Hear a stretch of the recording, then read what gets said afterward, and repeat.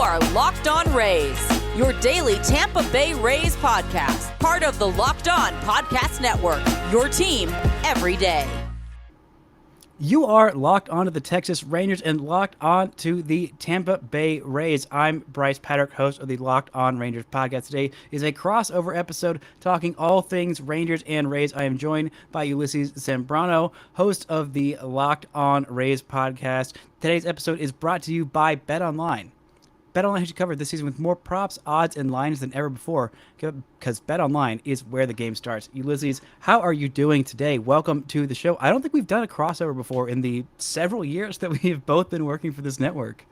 No, we've this is our first time, so finally, it's good to finally see you over a screen and interacting with you. We've only interacted with either memes or snazzy comebacks at each other on our Twitter DMs, but that's about it. Yeah, it is good to see you in person. These teams, I feel like they never ever play. When they do, there have been some I don't know if it's spicy. There have been some important moments, and there have been some pretty key trades that have been happening. But before we get into that, we'll definitely get into the Nathaniel Lowe trade, the Pete Fairbanks trade, and the robbery of the rightful AL Rookie of the Year last year. I just want to know, where are the Rays at this year? I know it's been the Rays have a really good team, and there was a lot of talk about the Rays having an offense that was better than they've had in several years. And obviously, we know the Rays are just a pitching factory, one of the best teams in all of Major League Baseball at developing pitching, and this year is no different. But where are the Rays right now, and what is important happening in this month of September for this Tampa Bay team? Well, the Rays right now were in a very odd place that they didn't think they would find themselves in, which was be at play with the division, which was insane when August started because they had a 15-game lead. The Yankees did on the Rays, 15. And when they came to the Trop about a week and a half ago, maybe 2 weeks, the Rays were so close to swimming them after being in the Bronx and almost sweeping them too, so that the actual lead became down to 3.5 at its slimmest. Unfortunately, the Rays were just knocked out the last 2 games in the Bronx, so the division is no longer really the mission, the goal anymore. The goal is get that top wild card spot, which they have everything in their hands to be able to do so, because they have actually 5 games in Toronto in 4 days, which they've split 2 so far at the time of this recording. And then they have 4 more with the Toronto Blue Jays at home. So that's their biggest rivalry, is the Toronto Blue Jays. And so they need to beat that Blue Jays team, but they're entrenched right now in the wild card seeding position. But it's so close, Bryce, that you lose 1 game and then you go from being the top wild card to the last wild card. It's insane right now what you're seeing from the Mariners, the Rays, and then the Blue Jays. It's just a head-to-head that's going to go probably until the end of the season. I've just really loved watching this wild card race. I wish the Rangers were a part of it. They are very far back from being a part of it, but I have so many teams that are in that wildcard race that I really like. All of them. I have, I have a soft spot in my heart for the Orioles because they have so many former Rangers on there. I have a friend who works for the Orioles, so I have a genuine rooting interest there. I really like a lot of these young Blue Jays players, even though the Blue Jays of old, with Jose Bautista and, a bunch of guys that just have very punchable faces that Reagan and Odor took advantage of. And I really like the Rays. I mean, they're underdogs, and I know they're fans. There's not a whole lot of them, but the ones that are, they're real diehard fans, and I think they deserve every bit of success. I love seeing them thrive there.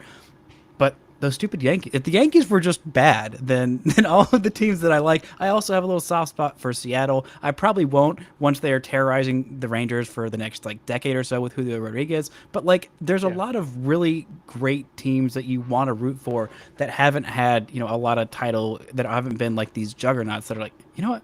I want these young kids to go out there and thrive. But I do want, speaking of young kids and rookies, I have to let you know that the Sporting News, I have always said the Sporting News Rookie of the Year is the only Rookie of the Year that is worth a darn, because last year they selected Adolis Garcia as their rightful Rookie of the Year.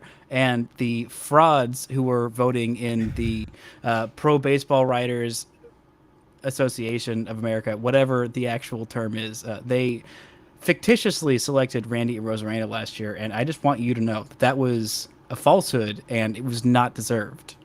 Well, the BBWA writers, they chose the right man. What can I say? The 2020 guy, Randy Arozarena. Look, I thought it was going to be closer than what it ended up being. I think honestly, last year was great when you saw so many young guys being able to have the possibility. I mean, the Rays, selfishly speaking, and maybe biased speaking, obviously here, yeah, it's Shane McClanahan, Randy Arozarena, and Wander Franco. It's like they were like, look, one of these guys is gonna get it. We're just gonna get it by sheer volume of opportunity here. But I mean, it's you've seen it now for the last, 4 or 5 years, Bryce? I mean, the guys like Juan Soto, Ronald Acuna Jr., Vladimir Guerrero, I mean, they're just the talent. Adley Rutschman this year, Julio Rodriguez. I mean, tell me that there isn't going to be a Bryce next year in Orioles fandom when Julio takes it, or in Seattle fandom when Adley wins it. It's been crazy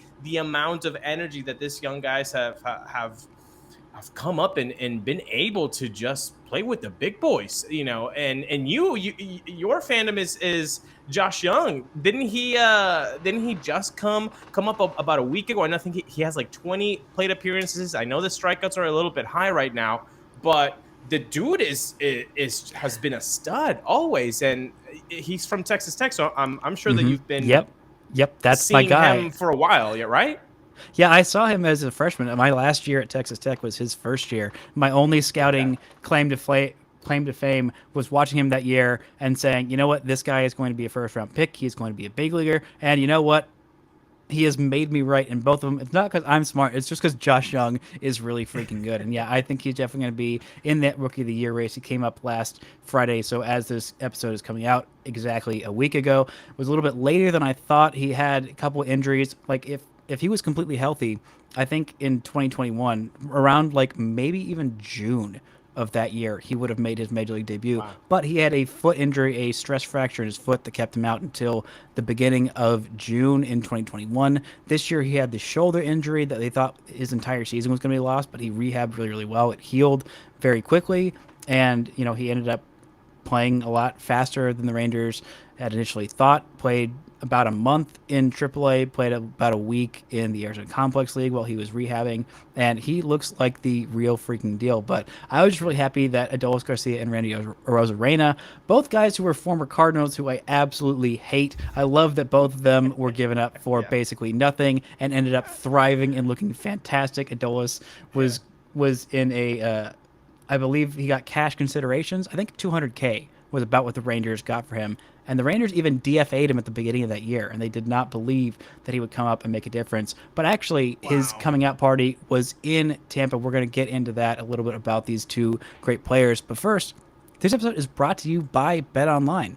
BetOnline.net is your number one source for all of your pro and college football needs and sports info this season. Ulysses, do you have a pro football team, a college football team that you would want to do a lot of betting on? I know that the Bucks are there, and they are a pretty good football team.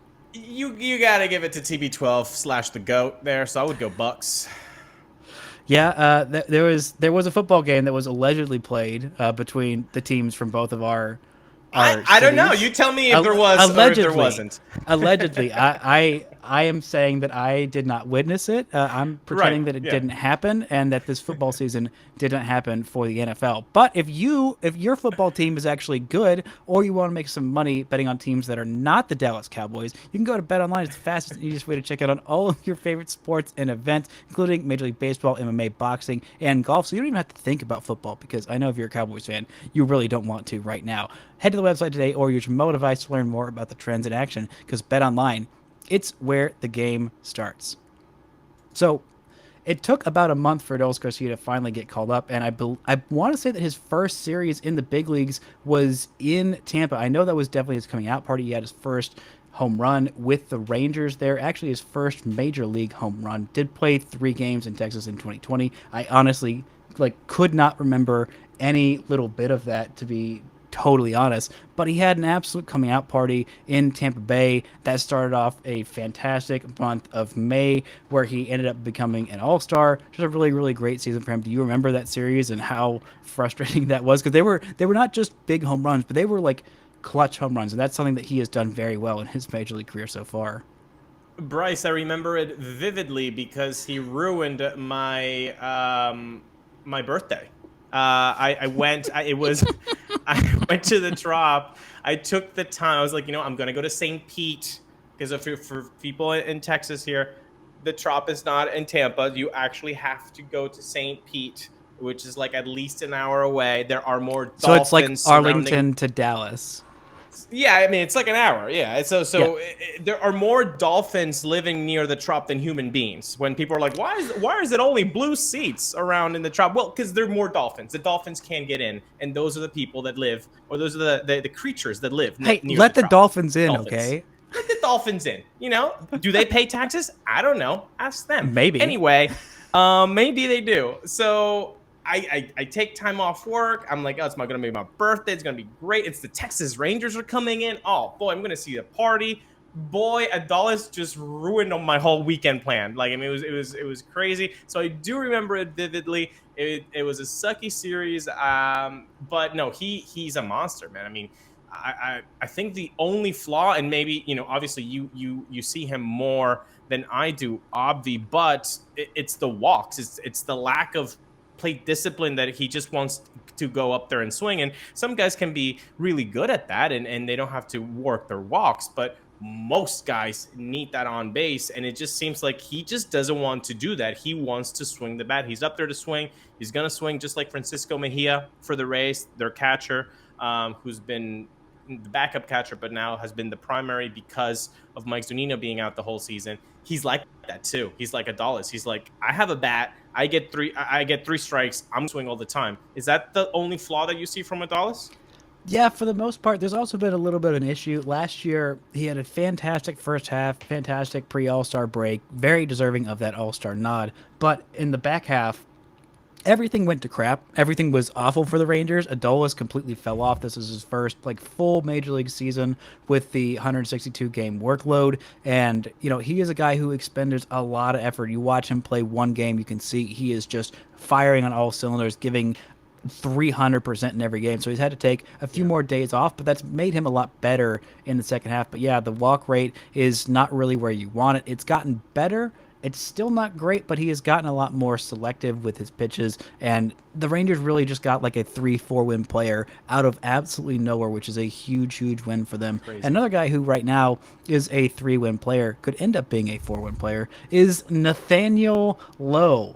I gotta say, at the time, this is one of the dumbest things that he has made me look dumber than pretty much any other player, because at the time, I still stand by this at the time it making sense. But when the Rangers made this trade, they're trading for a first baseman, which they had Ronald Guzman, who was just fine. I don't know if you remember in that. I think that exact same series, Ronald Guzman, for some stupid reason, was playing the outfield, which he never should have done. He was a fantastic defensive first baseman. He is called the Condor. He listed at 6'7". I'm pretty sure he's 6'12", because he's got just the most ridiculous arm span. But he was a fantastic defensive first baseman. And for some stupid reason, they put him in the outfield. And he tore his ACL, and the Rangers basically cut him at the end of the year. Now, I thought, okay, this guy's fine. You've invested a lot of money. He and Nomar Mazara back in 2000 and I want to say 2012 were both the highest paid international signing bonuses of all time out of the Dominican. Both of those guys basically that pretty much single-handedly reformed the entire system down there of all right, we need a bonus pool because Texas is just getting crazy out there. And funny enough that neither one of them have turned into stars, which is a whole other thing I don't even want to get into because it just upsets me a whole lot.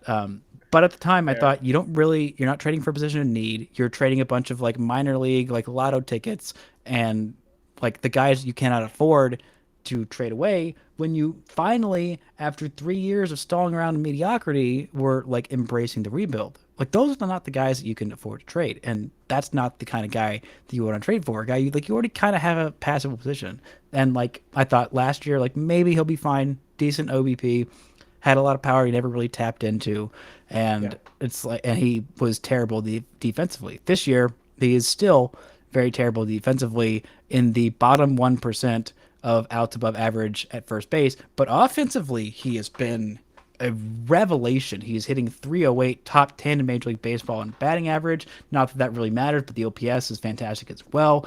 865, got 24 home runs. 12 of those have coming after the All-Star break. And he's got an OPS over 1,000 since the All-Star break in, I believe, 50 games. It's been a lot, and he has been crushing it. How do you feel about this trade in retrospect, and how did you feel about it at the time? I think that when he put up that season last year with 264 and a 771 OPS, I was like, that's good. Like, wow, okay, so he's going to be a solid guy. At the time of the trade, see, this is where every fandom is a little bit different, right? As a Rays fan, I'm used to, for like the majority of time, it's when we make a trade, I'm like, oh, this is going to be good. Like, I might not see it all, and I might get hurt, or I might think, why did they only get Osleivis, Basabe, and Roberto Hernandez? Like, I mean, who are these guys? Like, why are these the names coming back? Really, Nate Lowe is already like major league ready.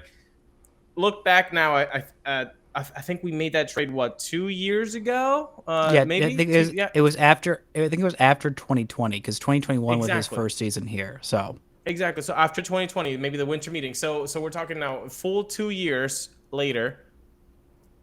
They're both top 30, I think, by Baseball America prospects. Both Basabe and Heriberto. Now, you also got Alexander Ovales as well, who I liked. You're right. I liked all of those guys, and they're all pretty solid. And looking at what they're doing now, I intentionally have not looked at them until like right now, because I was like, knowing the Rays and their development, these guys are going to turn into freaking stars. We're going to get into that a little bit more, but first, this word from our sponsors.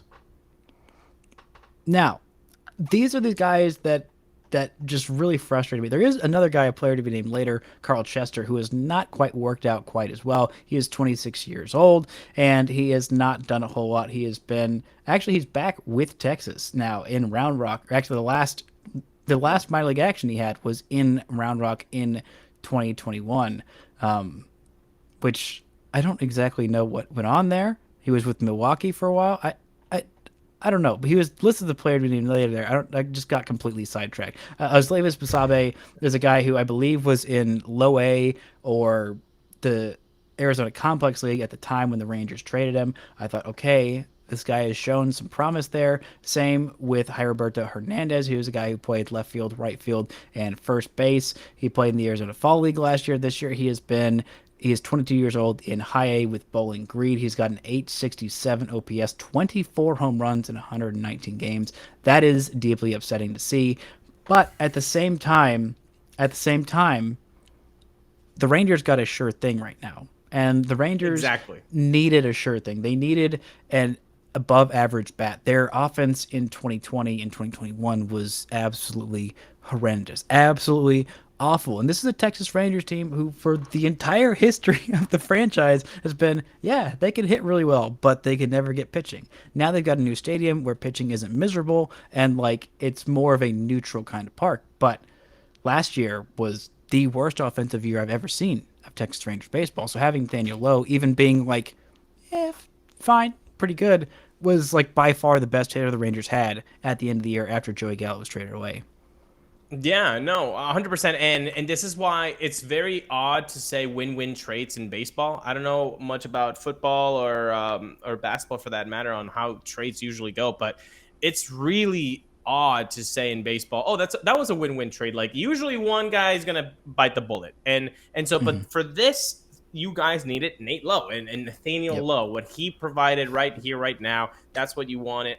And for the Rays, they had Ji-Man Choi. They have Yandy Diaz, and they like that platoon between lefty and righty. And now Ji-Man Choi actually was a better glove than Nate Lowe. And so what you're telling me that's not hard. defense, Everyone's a better glove than Nate Lowe.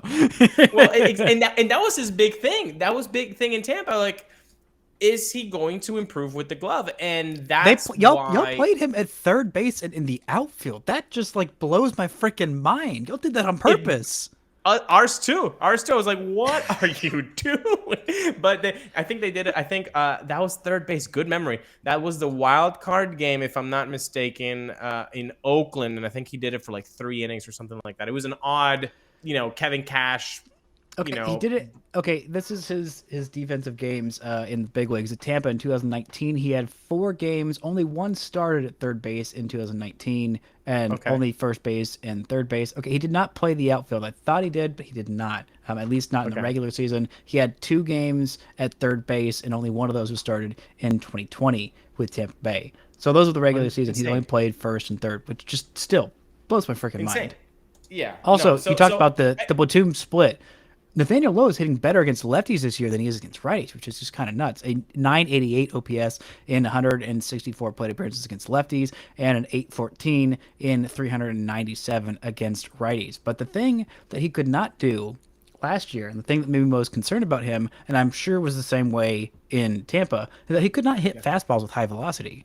This year, the Rangers brought in a new offensive coordinator. That's his title, Donnie Ecker, who did a really good job of turning around the Giants offense last year, and specifically with them hitting fastballs. He abandoned coach pitch in the pregame warmups and instead started using a pitching machine that could more accurately replicate velo. And I think that really helped him because I'm sure he mashed the breaking stuff and the off-speed stuff pretty well with Tampa. That's what he did last year. And this year, he's not even great against fastballs. He's just like fine. And for him to be able to mash against breaking stuff and off-speed stuff and to not be able to be taken advantage of with fastballs, like that is what has taken him from like pretty good to like otherworldly, like he's been in like 2 months. But Bryce, I just a very slight tangent here. If you have a calculus exam coming up, do you practice for that calculus exam by doing Algebra 1?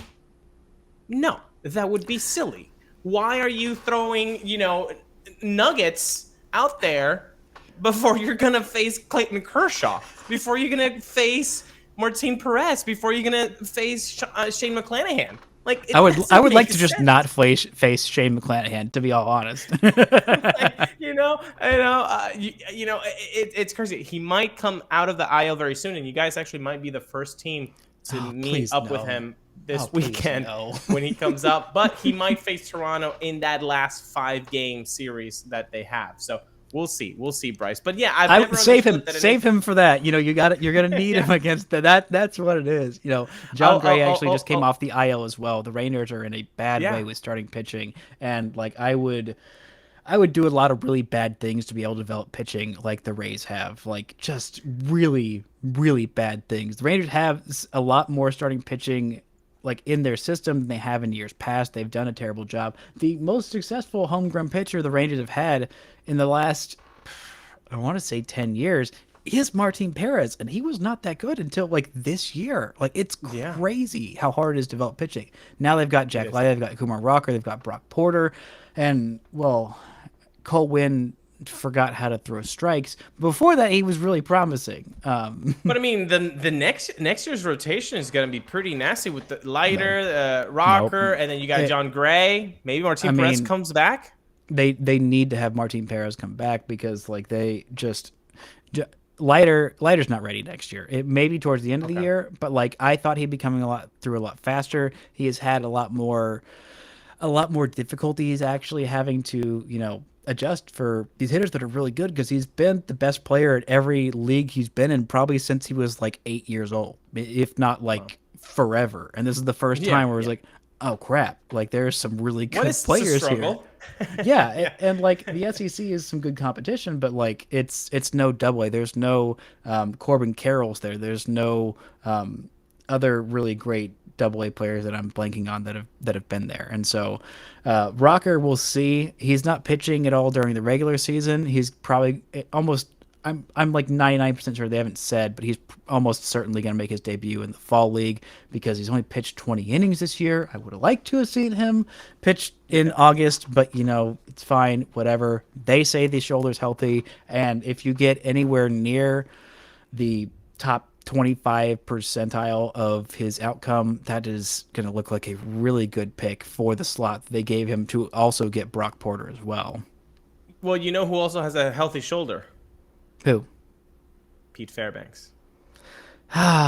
Pete Fairbanks. Crazy my walking aneurysm. No fault of his own, but just every time I see him, I think, that would have been freaking nice. Yeah. Pete Fairbanks, for those of you who don't know, those of you who are casual Rangers fans who don't want to hate yourself, just skip forward about 5 minutes because you're just going to hate yourself hearing this next part. Just go on to the next episode. But Fairbanks was a guy who came through the Rangers system. He had, I want to say it was either his first or second Tommy John surgery. And just out of nowhere, went from throwing like 90 to 92 to like 95 to like 99. I think he went all the way from low A, it might have been high A, all the way to the big leagues in like a 2-month span. He was just absolutely dominating everybody. He had just the nastiest slider, incredibly nasty fastball. And I'm just like, well, we kind of suck this year. So like, let's try and get a guy with a little bit higher upside. There's this Nick Solak guy that the Rays have. He doesn't really have a position, but he can just hit. He can hit really well at all levels. And he's like a really great guy.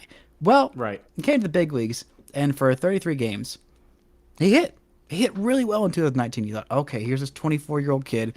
He might not really have a position. He might end up being like left field / DH, whatever. But he can hit. And then he didn't hit.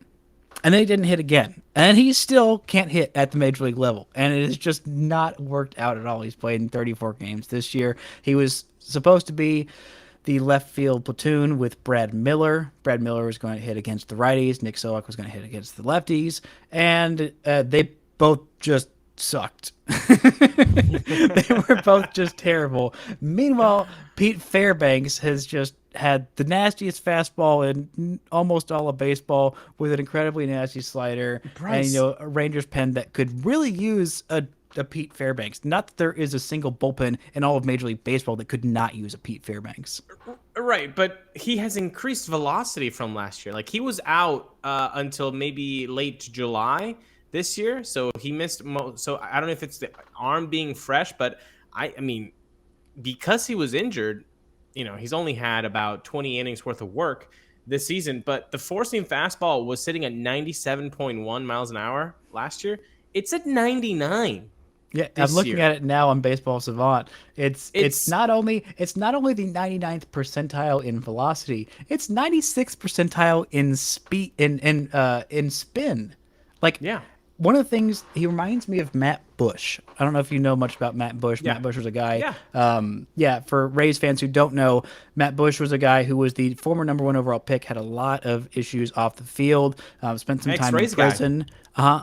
Oh, he was? I didn't realize that he spent time with the Rays. I thought he was drafted. I know he's drafted by the Padres. I didn't realize he spent time with the Rays. I think Brandon Geyer might have been the guy who lent him his SUV, and then he got in a car crash. Matt Bush did. And Brandon Geyer SUV. Mm-hmm, yeah, and he spent several years in prison. The Rangers helped bring him out and rehabilitate him. They had some success with another former number 1 overall pick who had a lot of troubles in Josh Hamilton, another former Ray.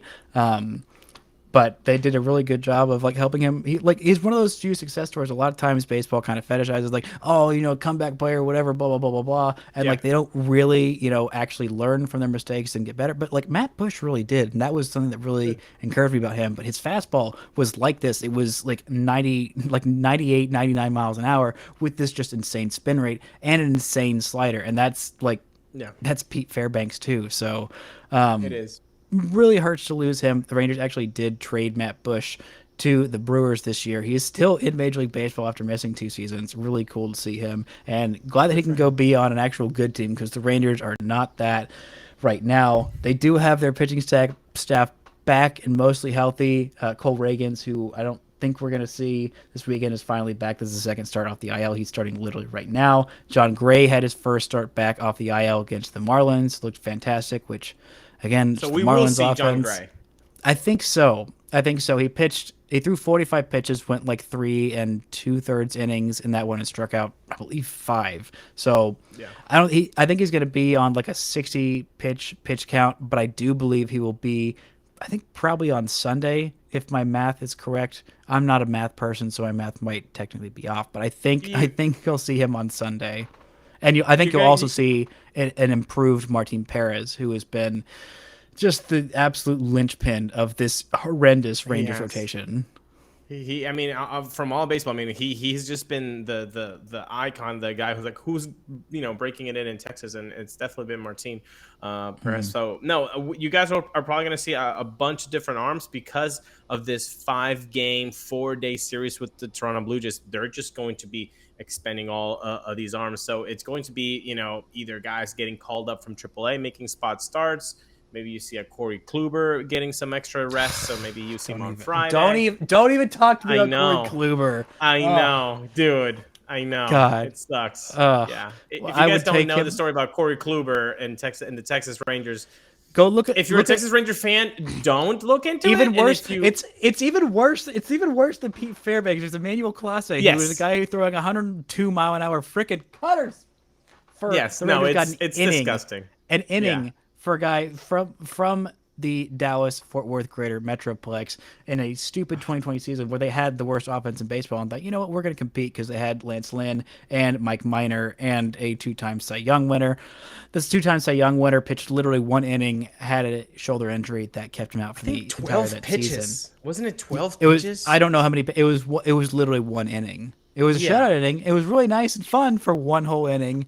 Didn't they have a bobblehead too, and they had to cancel it or something like that? Yeah, they did. And then the next year, the Rangers didn't take that option. He signed with the Yankees and came back and threw a no-hitter in Texas. Yeah. An ultimate middle finger. Not his fault. Yeah. Wish his shoulder would have held up. And wish they could have still had Emmanuel Clase.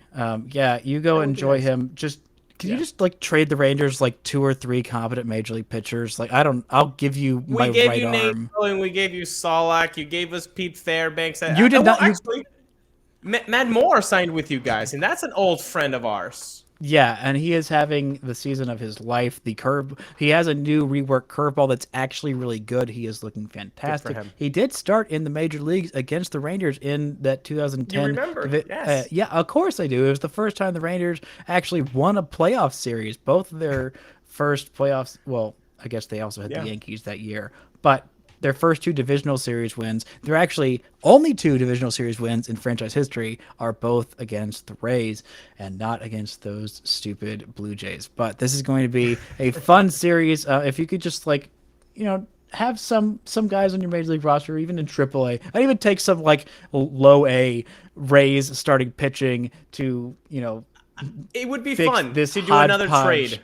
I would be okay with another, Nate Lowe, Pete Fairbanks situation. Yeah, whatever it's going to be, it's definitely going to be lopsided one way or the other. I have no idea which way it's going to work because I've looked really dumb on both of those trades because I thought both of them, I felt the exact opposite way as I should have when both of them happened. But best of luck to y'all in the playoffs. I'll be rooting for y'all, and I'm rooting for everybody, so it's not really a heavy rooting interest.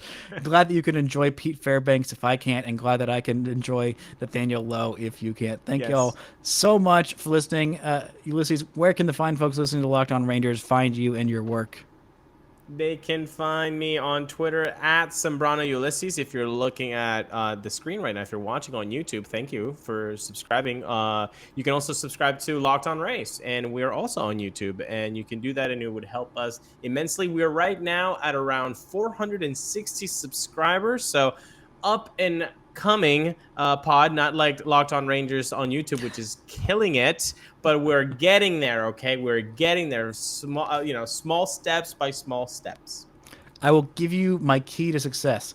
Have your baseball team spend $500 billion in 3 days. That's it. That's gonna be rough for us. Spend $500 billion in 3 years. I don't know. Okay, 5 years. Good. Maybe 5. Okay. Let's say 5. For those listening to Locked On Rays, you can follow me on Twitter at Bryce Patrick. That's Patrick with no C, Bryce with an I, as the Lord intended it. Sorry, Bryce Harper, you spell your name wrong. Totally embarrassing for you. You can also follow Locked On Rangers on Twitter at Locked On Rangers and subscribe on YouTube. Locked On Rangers YouTube subscribers, go follow and subscribe to Locked On Rays. Help them hit that 1,000 mark. Help out our friends Ulysses. Man, this is going to be a lot of fun. I am glad that at least if I'm not enjoying the end of the season, then somebody is. I'm going to enjoy every bit of not Pete Fairbanks pitching against the Rangers, and I'm going to enjoy every bit of Adolis Garcia, the rightful AL Rookie of the Year, hopefully thriving yet again in Tampa. Ulysses, thank you so much for joining me. Thank y'all so much for listening and subscribing, and until next time, don't forget to enjoy baseball.